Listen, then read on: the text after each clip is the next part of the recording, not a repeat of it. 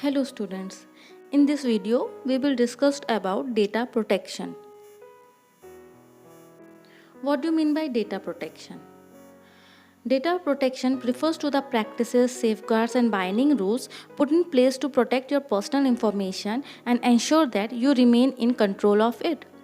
In short, you should be able to decide what information should be shared, who has access to it, for how long and for what reason, and whether rights to modify some of this information should be given or not. There are several ways data can be lost.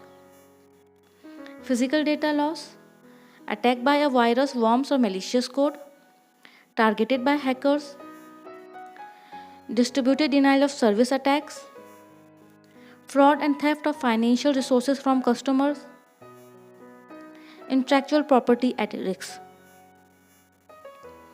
Physical data loss, physical damage. The fairly obvious way in which files are lost is through physical damage to the storage media. Data can be lost by deleting files accidentally, mechanical damages of hard drive, power failure, theft of computers. Computer infected with virus or other malwares. Malware, short for malicious software, is software designed to damage a computer without your consent. Malware includes computer viruses, worms, Trojan horses, spyware, scareware, and more. Targeted by hackers. Unauthorized guests in your network can cause serious damage to your data, deleting and stealing any data they wish. They can even damage entire network processes if they have sufficient access to your system. Hackers can gain access to your data in a variety of ways. Using server with poor security, not having adequate firewalls, using passwords that are easy to guess. Distributed denial of service attacks. A distributed denial of service attack is an attack in which multiple compromised computer systems attack a target such as a server, website, or other network resource and cause a denial of service for users of the targeted resource. Fraud and theft of financial resources from customers. There are various techniques fraudsters use to steal your card information. Scheming, cloning of debit or credit cards. This technique involves attaching a data skimming device in the card reader slot to copy information from the magnetic strip when one swipes the card. Shoulder surfing. If you find friendly bystander in the room or outside who try to help you if your card gets stuck or peer over your shoulder, beware. They are there to get you to reveal your PIN. Leaving card or PIN. If you write your PIN on the card and forget it in the ATM kiosk or the machine, it's a virtual invite to be scammed. Online transaction.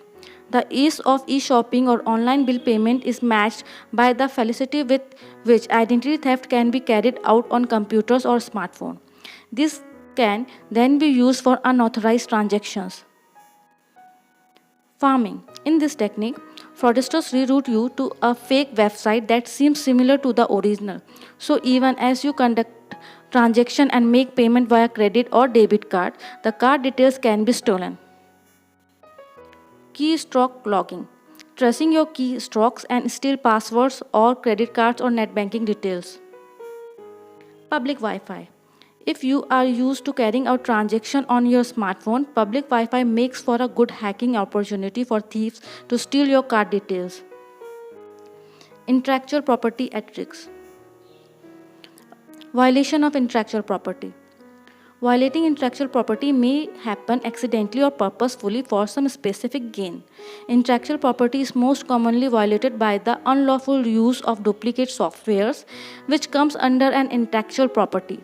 This process is also known as software piracy. What can we do to protect ourselves? Use security software on your devices to protect yourself from the latest threat. Protect your accounts with powerful unique password. Don't write them down, not even in a password protected file, but use a good password manager. Do not open personal data or account on social media via unsecured Wi-Fi networks. Use a spam filter to filter the most obvious unsolicited email. Note that the filters are not perfect. They can miss some or mark a message you did want to receive as spam. Think carefully before you click on random links or open unsolicited messages and attachments. Install anti-malware software and make sure it is always up to date. Don't install unknown or suspicious program on your computer. Ensure proper physical security of electronic and physical sensitive data wherever it lives. Don't put sensitive information in places where access permissions are too broad. Thank you for watching this video.